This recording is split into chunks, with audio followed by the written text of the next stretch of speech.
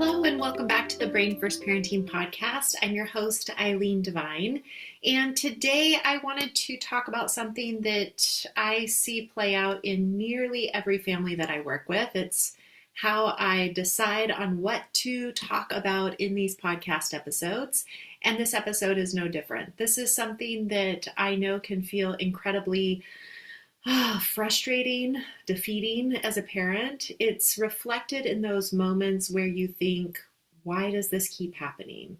Why do we end up here in this exact same struggle day after day? You ask your child to do something, they push back, things escalate, and before you know it, you're both overwhelmed, you're both frustrated, and nothing actually gets better. If that feels familiar, I want you to know it isn't just your family that's experiencing this. This pattern has actually been studied for decades. There's a researcher by the name of Gerald Patterson, and he and his colleagues spent years observing interactions between parents and children. And what they found was a very consistent pattern that shows up across families. It goes something like this. A parent makes a demand, the child resists, the parent escalates, the child escalates, and eventually one person backs down.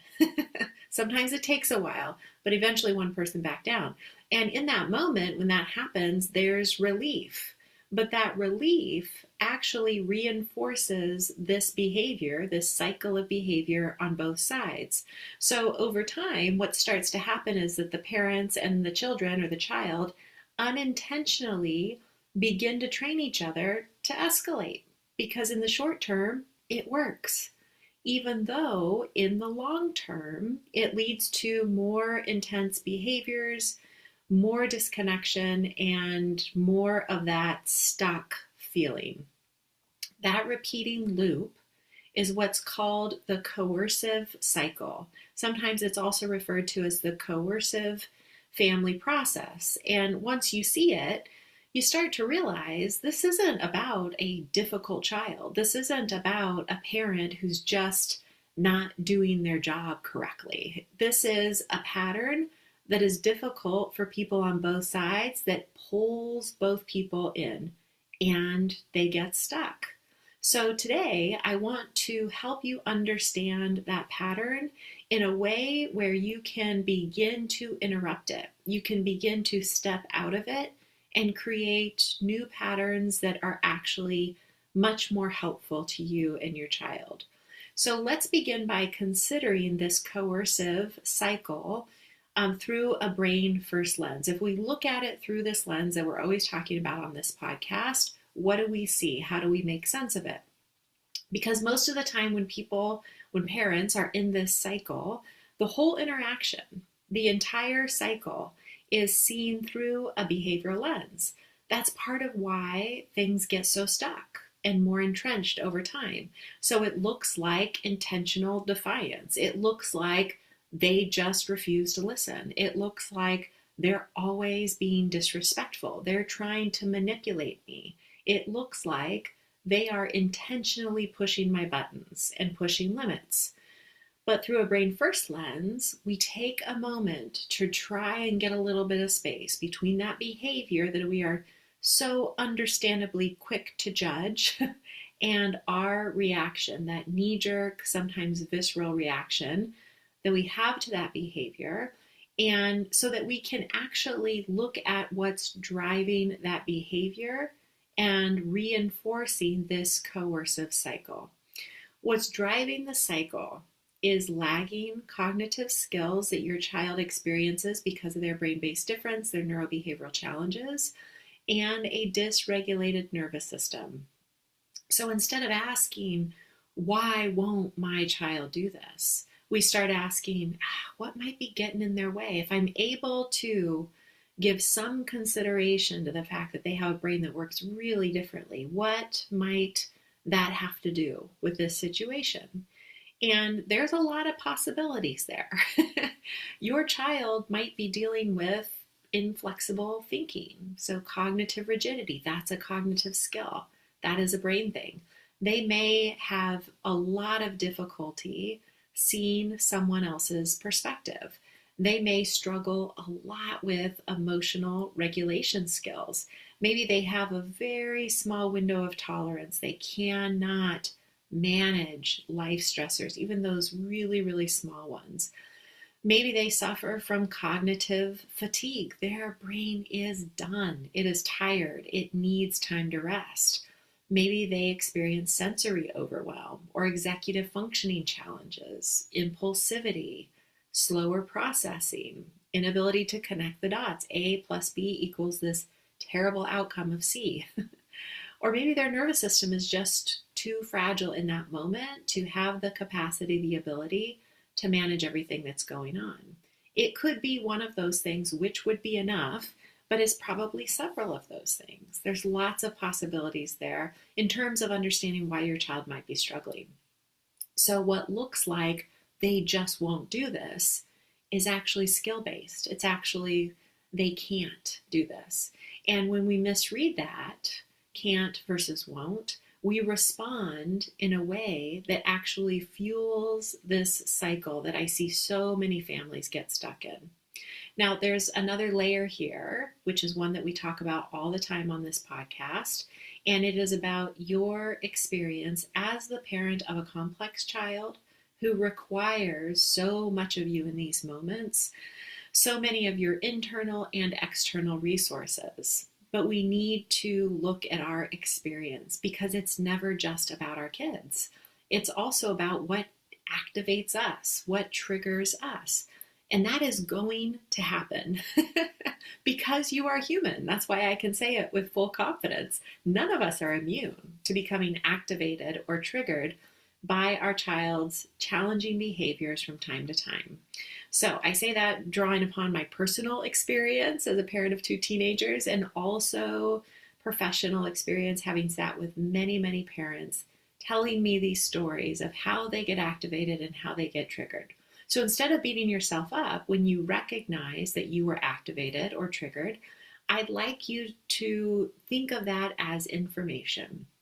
This is information that you can take into consideration so that next time this pattern starts to repeat itself, you have a greater awareness of what's getting in your way of reacting in the way that you would like to in interrupting this cycle, this coercive cycle that we are talking about today. A lot of times where this happens is when our child's challenging behaviors clash with our deeply held beliefs and values. So things like, I'm the parent, I'm always in charge, I said so, that's why. Or, how are you going to learn to be in the real world if you continue to act like this? Or if I don't hold the line as a parent, they're going to walk all over me. So I'm going to get more and more rigid in my boundaries. When those beliefs get activated, especially when you're tired, especially when you're overwhelmed, especially when you are on this path to burnout, your own nervous system becomes less flexible. It's only because you are human. Your window of tolerance shrinks. It would happen to anyone in your shoes. And so now you have 2 dysregulated nervous systems interacting with each other, having this triggering influence. That is the perfect setup for the cycle that we're talking about today to keep repeating itself. So then the question becomes, how do we interrupt this pattern? And the answer is not to be stricter. The answer is not, well, I just need to deploy harsher consequences. The interruption happens when we can be more thoughtful, more aware before and also during the interaction. So there's 3 simple steps that I want you to keep in mind. The first is to pause and get curious. If you're able to get some space inside the challenging moment where you can pause and get a little bit of space between your child's behavior and your interpretation of it, it will change what you do next. Now, that takes work. Most parents that come to work with me are not able to do that consistently because of this pattern that they are stuck in. And that's where we begin, to get them to a place where they are more consistently able to do that. And then inside that challenging moment, They can ask themselves, get curious about, are there lagging skills here that are making this hard right now?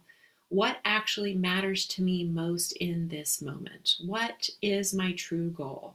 What do I want to actually communicate to my child in this moment? And most importantly, how am I doing? Am I regulated enough to engage with my child in this way, in this moment?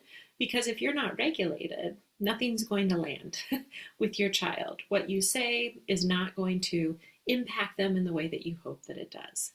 Now, I know that sometimes you can't get this space in the moment. That's okay. This step of pausing and getting curious is absolutely something that you can do after the fact when you are able to think more clearly about what happened, about the pieces that made up the whole of that situation, and then use that information to proactively plan for next time that this inevitably happens again. Once you start to see this cycle get underway, you have more awareness and ability to interrupt it. The second step is to use fewer words. Stop talking, right? Talk less or not at all. When we when we are in a situation where behaviors start to escalate in our child, our instinct is to explain more, talk faster, talk louder, and lecture more. But that only increases our child's cognitive load and leads to further dysregulation for them. So if you can, remind yourself, getting that pause, use fewer words. If you're going to talk, keep it simple. And also stay grounded, focusing on your own regulation in that moment. The third step is lead with regulation, not control. If you notice agitation building in you or in your child, that's your cue, right? Not to push harder, but to stop. So you can pause the conversation. You can disengage. You can physically step away if you're able to or if you need to, not as avoidance, not as abandoning your child in that moment when they're experiencing distress, but as a momentary break for your nervous system, a regulation strategy. You can always circle back later when you are more regulated and your child is more regulated, when both nervous systems are in a better place to handle that conversation. Alrighty, if you take one thing away from this episode, I hope it's this. You're not stuck in this cycle because you're a bad parent or you are doing something wrong. You're stuck because you are in a pattern that is designed to keep going unless something changes. And the shift is not about finding the best way to control your child. That is a losing battle. It is a path to burnout and definitely will keep this cycle more entrenched as time goes on. This shift is about us understanding we have to initiate it. We have to lead this shift. Our kids don't have the resiliency, the skills, or the maturity to do it themselves.